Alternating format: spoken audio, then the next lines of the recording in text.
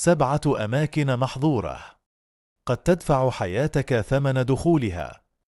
في عالمنا هذا توجد أماكن غامضة ومخفية عن أعين البشر، ليس لأنها بعيدة فحسب، بل لأن دخولها قد يكون خطرا حقيقيا على الحياة.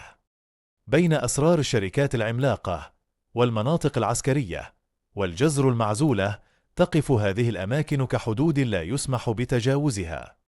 إليكم 7 أماكن قد تكلفك حياتك إن حاولت دخولها. أولاً، قبو كوكاكولا في أعماق مقر شركة كوكاكولا. يوجد أحد أكثر الأسرار حراسة في العالم، وهو القبو الذي يحتوي على تركيبة المشروب الشهيرة. هذا القبو يخضع لإجراءات أمنية مشددة للغاية، ولا يسمح بدخوله إلا لعدد محدود جدا من الأشخاص. أي محاولة لاختراق هذا المكان قد تقابل بإجراءات صارمة لا يمكن التهاون معها. ثانياً، قبو سفالبرد العالمي للبذور. النرويج في قلب الجليد القطبي. يقع هذا القبو الذي يعرف بقبو نهاية العالم. يحتوي على ملايين البذور من مختلف أنحاء الأرض، بهدف حماية التنوع الزراعي في حال وقوع كارثة عالمية. الموقع محصن ضد الكوارث الطبيعية والبشرية، والدخول إليه مقيد بشدة، ولا يسمح به إلا للخبراء والجهات الرسمية. ثالثاً، المنطقة 51. الولايات المتحدة واحدة من أكثر الأماكن إثارة للجدل في العالم. تقع في صحراء نيفادا، وتحيط بها سرية تامة. يعتقد أنها مركز لتجارب عسكرية متقدمة وربما أبحاث غير معلنة. الاقتراب منها دون تصريح قد يعرضك للاعتقال الفوري أو ما هو أسوأ. رابعاً، جزيرة نورث سنتينيل.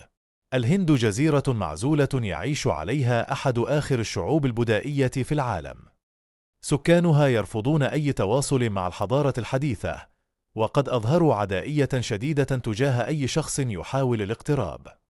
الدخول إلى الجزيرة محظور قانونياً وخطير للغاية، إذ قد ينتهي الأمر بالموت. خامساً، جزيرة الثعابين. البرازيل تعد من أخطر الأماكن على وجه الأرض، حيث تعج بآلاف الثعابين السامة، وعلى رأسها أفعى رأس الحربة الذهبية. كثافة الثعابين هناك تجعل مجرد الوقوف على أرض الجزيرة تهديداً مباشراً للحياة، ولذلك تمنع الزيارات تماماً.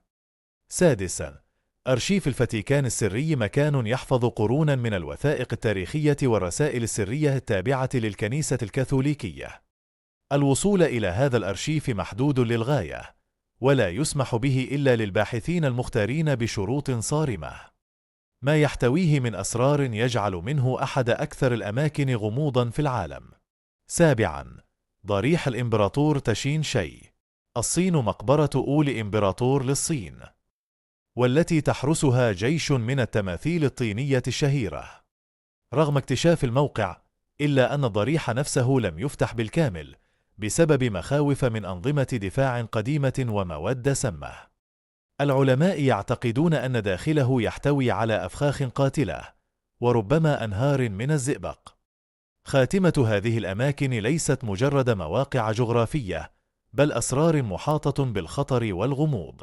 وبينما يدفع الفضول الإنسان لاكتشاف المجهول، تظل هناك حدود يجب احترامها، لأن بعض الأبواب إن فتحت قد لا يكون هناك طريق للعودة.